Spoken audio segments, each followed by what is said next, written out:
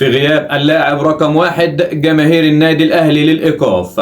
الأهلي في مواجهة المصري من أجل الانتصار الثالث على التوالي لعماد النحاس ومواصلة مطاردة بيراميدز على صدارة الدوري الممتاز.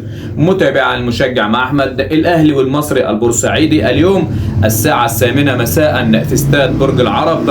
الأهلي بيدخل المواجهة وهو فارق نقطة وحيدة عن بيراميدز. الأهلي بيريد الانتصار لتصدر جدول الدوري الممتاز بفارق نقطتين عن بيراميدز وتصدير الضغط على بيراميدز في مواجهة الجمعة. عماد النحاس حذر لاعيبة النادي الأهلي من خطورة المصري البورسعيدي بقيادة المدير الفني أنيس بوجلبان. مواجهة صعبة ولكن كل الثقة للاعيبة النادي الأهلي، إن شاء الله الانتصار على المصري البورسعيدي وإسعاد جماهير النادي الأهلي. الدوري في الملعب، الدوري بأقدم لاعيبة النادي الأهلي، غياب الجماهير مباراة أو 2، ولكن إن شاء الله العودة تكون بأفضل أداء من جماهير النادي الأهلي ولاعيبة الأهلي، والدوري في الجزيرة بإذن الله. لايك وشير من كل جماهير النادي الأهلي عشان يصلك كل ما هو جديد، وما تنساش تكتب لي توقعك لنتيجة المباراة.